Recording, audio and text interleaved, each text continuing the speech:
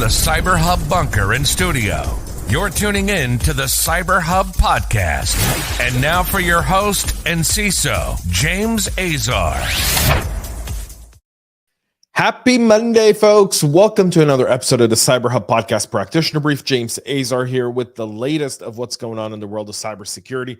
Before we get started on this Monday morning's show, please make sure to go to cyberhubpodcast.com or find us on your favorite podcast listening platform and subscribe. Go to youtube.com, look up CyberHub Podcast, give us a subscribe. There you can catch all of our latest interviews and content directly there as well. So welcome to everyone tuning in live this morning. We've had a busy weekend in the world of cybersecurity. A whole lot happened on Friday, a whole lot happened on Saturday, Sunday, and so forth. A lot to talk about in this morning's show, so we're going to get right into it. I'm going to grab my double espresso this morning. Whatever you're drinking to power you through the beginning of this week. Coffee cup cheers, y'all.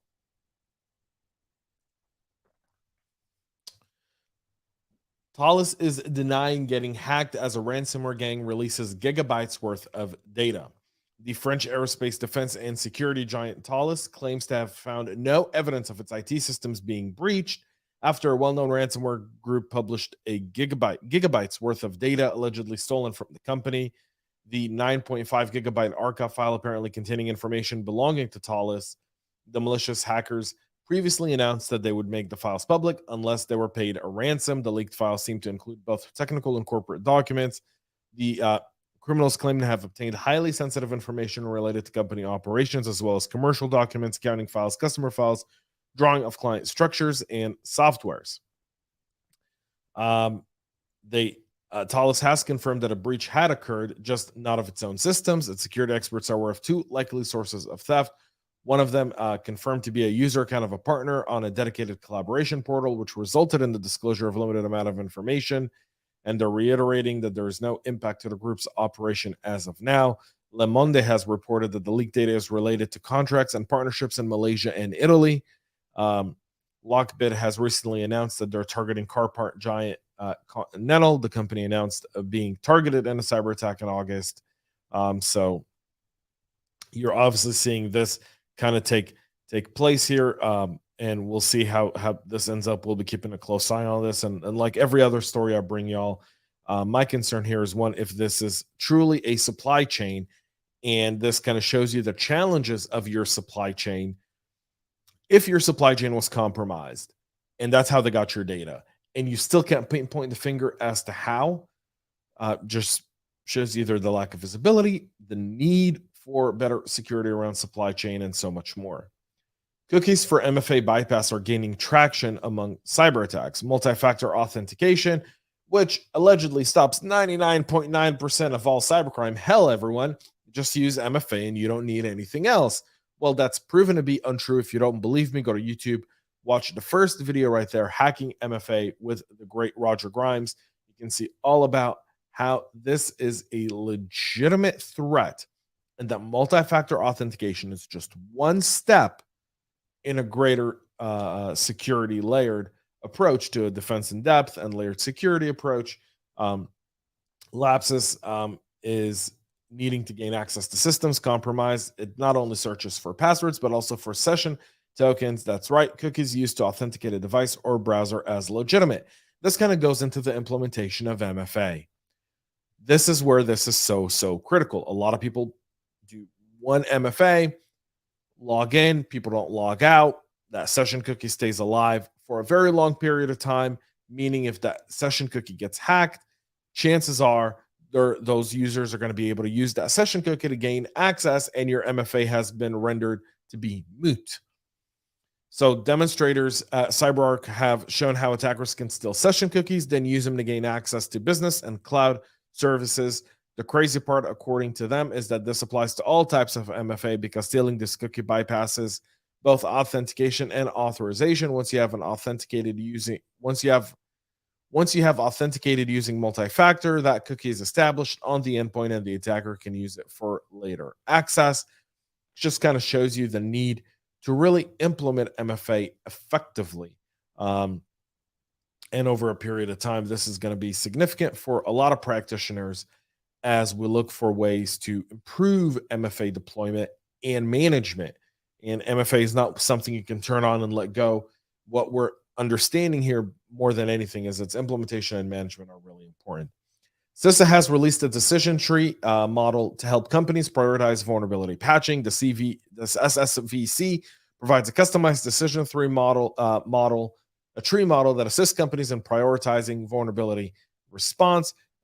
Track, attend, act. That's what it stands for. Keep that in mind. A LockBit Bigwig has been arrested for ransomware crimes over the weekend in Ontario, Canada, just north of Toronto. The dual Russian citizen Mikhail Vasilyev is accused of being behind LockBit ransomware, which first emerged in January of 2020 and has grown into one of the most widely used variants in the world. According to the DOJ, members of the ransomware group have demanded at least $100 million in ransomware collectively, and he's now being extradited to the U.S. to face charges. And LockBit stands to lose one of their bigwigs, according to this arrest report here. Chinese spyware is targeting Uyghurs through apps, according to a new report. Cybersecurity researchers have found evidence of Chinese spyware in Uyghur language apps that can track the location and harvest data of Uyghurs living in China and abroad.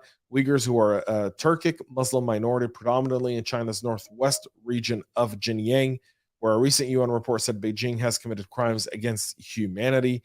The report by San Francisco-based cybersecurity firm Lookout claims that since 2018, multiple Uyghur language Android apps have been found to be infected with 2 strains of spyware linked to Chinese state-backed hacker groups. This includes dictionaries, religious apps, maps, and even pirated versions of WhatsApp available on third-party stores and shared by Uyghur language channels on Telegram. So the surveillance state of China continues uninterrupted and with really no sanctions or anything said about it. Last night, overnight, President Biden met with Xi Jinping, and I doubt this was something that came as part of their meeting. Yesterday, a terror blast in the middle of Takhlil Street in Taksim Square in Istanbul killed 6, wounded 58, but it also took down Instagram, Facebook, Twitter, and YouTube as a result of the terror attack. So Turkish authorities began restricting access to social media platforms, including Instagram, Facebook, Twitter, YouTube, and Telegram, as a nationwide broadcast ban went into effect. Reports of the bomb blast taking place on Istanbul's busy Istiklal Street, in Arabic means Freedom Street, began circulating on Sunday, November 13th on social media platform. The explosion, which has now been deemed to kill at least 8 and injure 81. I'm sorry about that. Last I heard it was 6 moments of terror captured there. I will not play that for the sensitivity of the victims and their families. Following the tragic incident that sent chills down everyone's spines, Turkish residents were met with a ban as the Turkish ISPs began throttling access to social media platforms and messaging apps as part of the response. And so there's worried about censorship. There's also worried about, privacy issues and so forth.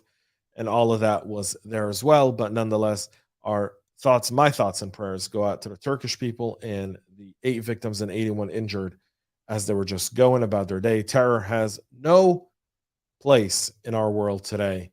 And I hope we can all just agree on that. Folks, that's it for our show today. We'll be back with a whole lot more tomorrow. Until then, have a great rest of your day. And most importantly, stay cyber safe. We love feedback, so make sure to connect with us on social media and subscribe to our podcast on your favorite podcast listening platform.